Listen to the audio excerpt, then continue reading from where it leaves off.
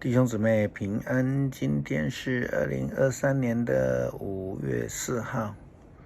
今天的经文是诗篇31篇第1节到第5节，第15节到16节，创世纪第12章第1节到第3节，使徒行传第6章8到15节。今天要跟大家分享的主题是呼召。上帝呼召许多的人成为他的仆人，成为他的同工。最早我们看到上帝他呼召了亚伯拉罕来跟随他。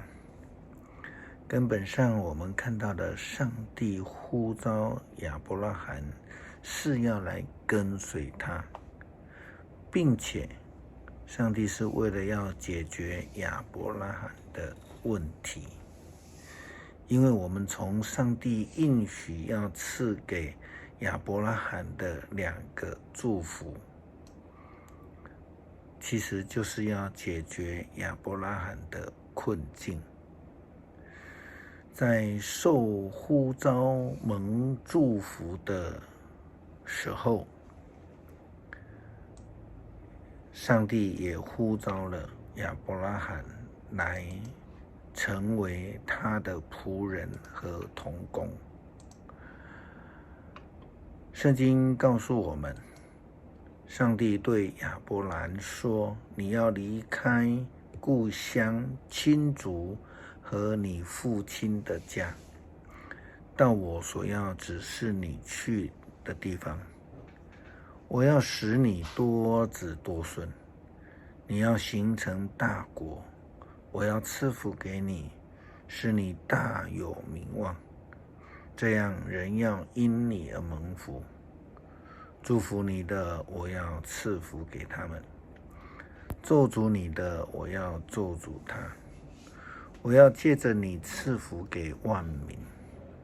上帝告诉亚伯拉罕说，这样人要因你蒙福，我要借着你赐福给万民。上帝呼召许多人，除了亚伯拉罕，也呼召了摩西，也有士师、先知、祭司和国王，如扫罗、大卫以及所罗门等。每个人每个职务都有不同的职责，但重要的是，他们受呼召的目的就是要成为一个牧养上帝的人民，牧养上帝的羊群的人。他们都是成为上帝的牧羊人，更明白的说，这就是要受呼召成为荣神益人的人。如同上帝呼召亚伯拉罕的时候，我们要借着你赐福给万民。这样的受呼召的人，当然首先会蒙福的，但是最主要的目的是要成为上帝的仆人，使人得益处，就必须要有所牺牲了。更明白的说，受呼召的人不是用此来为自己争取福利的，如同昨天我们分享的主题，求什么？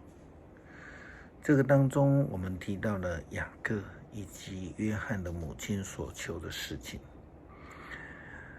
我们不要如同他，而是要成为上帝使人祝福的仆人。基督徒应当非常严肃地面对上帝的呼召，如同要严肃地看待自己所求的事情以及内容一样。我们昨天提到的祈求有一个非常重要的重点原则，就是要顺服上帝的旨意。这也是以色列人第一个王扫罗王他所没有做到的事情。也因此上帝就对他生气了，除掉了他的职务。基督徒不顺服就不是基督徒了。成为上帝的仆人，当然要顺服上帝的旨意。我们看见摩西，他一辈子认真的跟随上帝，顺服上帝的旨意，但是最后他却无缘无故的对上帝生气了，也因此他就无法进入了应许之地。使徒行传记载了初代教会上帝仆人们的作为，特别提到了司提反，他受呼召之后也领受了圣灵的同在以及能力。圣经记载说，司提反充满着上帝的恩赐和能力，在民间行了大奇事和神迹。他行神迹的目的是为了要使当时候的人得到益处，来医治人，来使人得益处，来认识神。但是很多人却不喜欢他，甚至反对他。圣经记载说，但是有些人反对他，这些人是所谓的自由人，会堂里面的会员，包括从古利奈和亚历山大来的犹太人，他们和其他从基利家和亚细亚来的犹太人跟司提反辩论。这些自由人会堂的会员，还有从古利奈、亚历山大的犹太人，以及基利家和亚细亚的犹太人，都认为自己是专家，都来与司提反辩论。这些人的背景是犹太宗教的专家们，他们认为可以辩驳来辩倒司提反。但是上帝的圣灵却与司提反同在，并且赐他智慧。圣经又这样记载说，圣灵赐下智慧给司提反，所以他们无法辩驳他所说的话。于是他们收买了一些人出来诬告他说，我们听见这人说了毁谤摩西和亵渎上帝的话。他们用这种方法煽动群众、长老和经学教师。他们来找司提反，抓住他，把他带到议会去。他们所收买的假证人出来说，这个人常常说话反对我们的圣殿和摩西的法律。我们听见他说，这个拿撒勒人耶稣要拆毁圣殿，要改变摩西给我们一切的传统。所有在议会里面坐着的人都注目看着司提反，发现他的面貌好像是天使的面貌。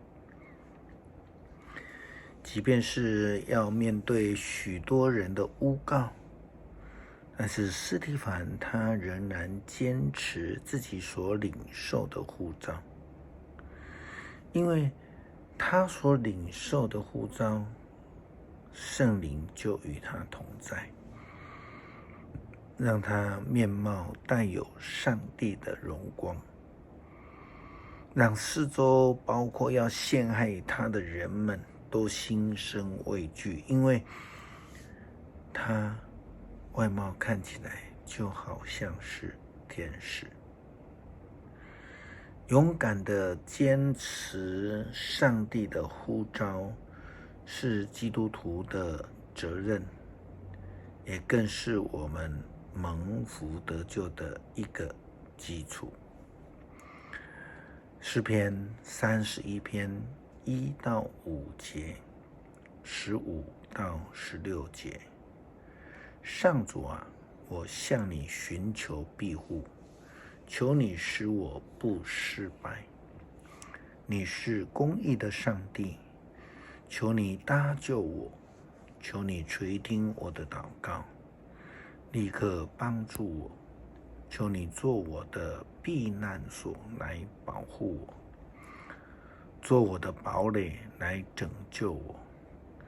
你是我的避难所，我的堡垒，求你照你的应许带领我，求你使我得以逃脱陷害我的网罗，因为你是我的避难所。我把自己的灵魂交在你手里，上主信实的上帝，你会拯救我。我永远在你的看顾中，求你救我脱离仇敌和迫害我的人。